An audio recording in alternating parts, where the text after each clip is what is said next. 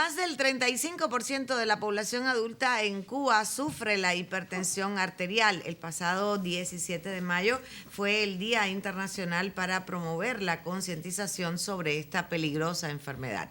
Hoy La Habana tiene el gusto de recibir en nuestro estudio a un excelente comunicador. Doy la bienvenida al doctor Emilio Manuel Zaya Somoza, especialista en segundo grado en geriatría y gerontología del Hospital Clínico Quirúrgico Comandante Manuel Pitti Fajardo, y también es miembro de la Comisión Nacional Asesora del Programa de Hipertensión Arterial del Ministerio de Salud Pública. Bienvenido, doctor. Buenas tardes. Buenas tardes y muchas gracias a ustedes y a los televidentes que me aceptan aquí. Doctor, ¿qué causa la hipertensión arterial? Bueno, la hipertensión arterial tiene múltiples causas. Son muchas las causas que tiene. Causas cardiovasculares, causas renales, causas endocrinometabólicas, causas neurológicas, son muchas.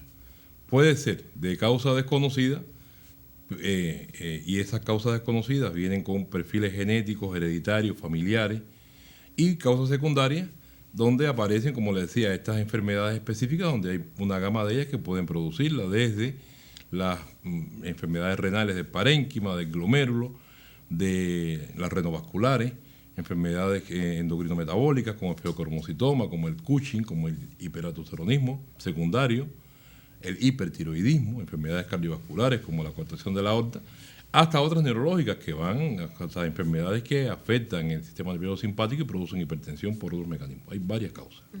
¿Cuáles son los síntomas que puede experimentar una persona si tiene alta la presión y qué peligros entraña sentirse bien y sin embargo tener elevados valores de tensión? Bueno, la hipertensión como manifestación clínica de la enfermedad puede ser totalmente asintomática. Usted puede tener, como decía, cifras de presión alta y sentirse perfectamente normal. De hecho, este es uno de los riesgos que corre la persona hipertensa de mucho tiempo, que se acostumbra a vivir con cifras altas de presión y no identifica entonces cuando la tiene así. Y ese está casualmente dado en un gran riesgo, porque usted puede tener la presión muy alta, no tener ningún síntoma que identifique y sin embargo estar abocado a un evento agudo, un infarto de miocardio, una insuficiencia cardíaca, un ictus cerebral. Ahí le respondo a la segunda pregunta. Y como sintomatología tiene síntomas que son muy generales, que pueden ir desde dolor de cabeza, dolor precordial, mareo, visión en candelilla, falta de aire, muchísimos síntomas puede tener. ¿Cuáles son los órganos más afectados a largo plazo tras una hipertensión? Bueno, ella afecta sobre todo el corazón, el riñón, el cerebro y los vasos sanguíneos. Son los órganos diana que afectan principalmente. Hablemos entonces de los factores de riesgo para la hipertensión. Bueno, hay identificado factores de riesgo clásicos y factores de riesgo no tan clásicos. Son varios.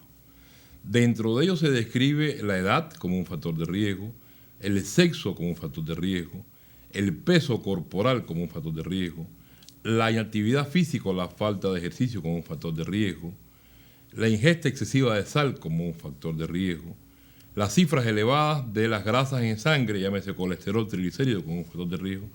Y hoy se habla de otros más, como son una baja ingestión de potasio, una baja ingestión de calcio, en fin, son varios los factores de riesgo que están identificados. El fumar, el que es el hábito de fumar o el tabaquismo, el alcohol, la drogadicción como un factor de riesgo importante.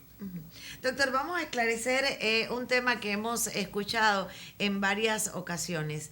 ¿Es cierto que un adulto mayor puede tener la máxima tensión en 100 más la edad de esa persona, como dicen algunos?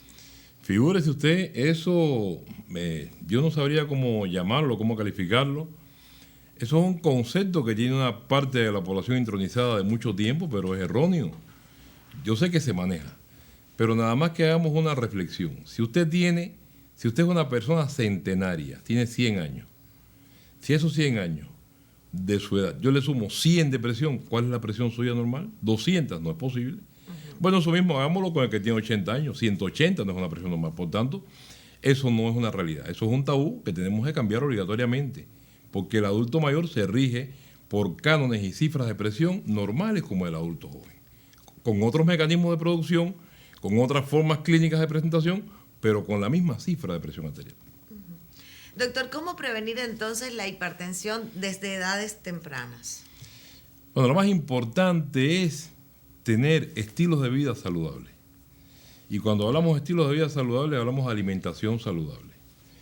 Hay personas, hay pacientes, hay amigos que me dicen, pero bueno, eso en el momento actual es complejo. Siempre va a ser complejo.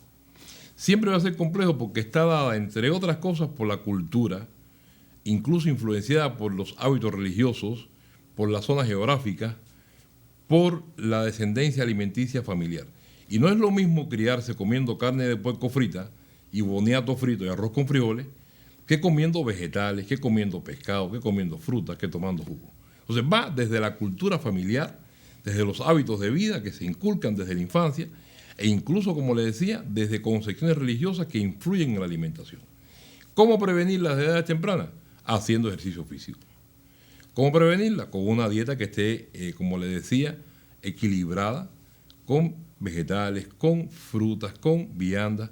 ¿Cómo prevenirla?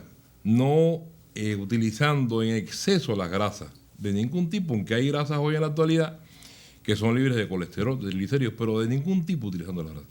¿Cómo hacerlo? Evitando el sedentarismo. ¿Cómo hacerlo? No fumando, no tomando bebidas alcohólicas en demasía, no utilizando drogas que no corresponden, que drogas pueden ser desde drogas prohibidas hasta drogas medicamentosas. Así es como eso se puede prevenir. ¿Cuál es la relación entonces entre el consumo de la sal y la hipertensión? Bueno, se habla de que hay una forma de hipertensión que es sal dependiente y otra que no es sal dependiente. Pero lo que sí está demostrado es que en la medida que usted consume mucha sal, que no es más que el sodio, usted cambia un grupo de mecanismos de equilibrio en el organismo, un grupo de mecanismos celulares que le favorecen la aparición de hipertensión por diferentes vías. Por tanto, lo que se recomienda es consumir menos una cucharadita de sal en todas las comidas del día. Doctor, ¿cuáles son los cuidados que recomienda usted para las personas hipertensas?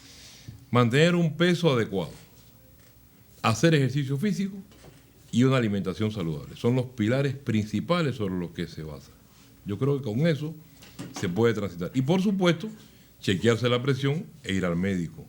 Al menos chequearse la presión con sistematicidad y hacerle Cuando caso. hablamos con sistematicidad, Bueno, ¿a qué se mire, refiere? una persona que no sea hipertensa debe al menos concurrir 2 veces al año a chequearse la presión. El hipertenso tiene otro programa que es de seguimiento para esa presión. Con esos elementos yo creo que se puede lograr paliar las consecuencias, como usted decía, de una hipertensión arterial que se puede descompensar y que puede tener consecuencias muy malas. Muchísimas gracias por visitar La Habana. Siempre es bienvenido usted. Y yo le agradezco a usted, que es una magnífica anfitriona, y a todos los televidentes que me han visto hoy. Muchas gracias. Gracias, doctor.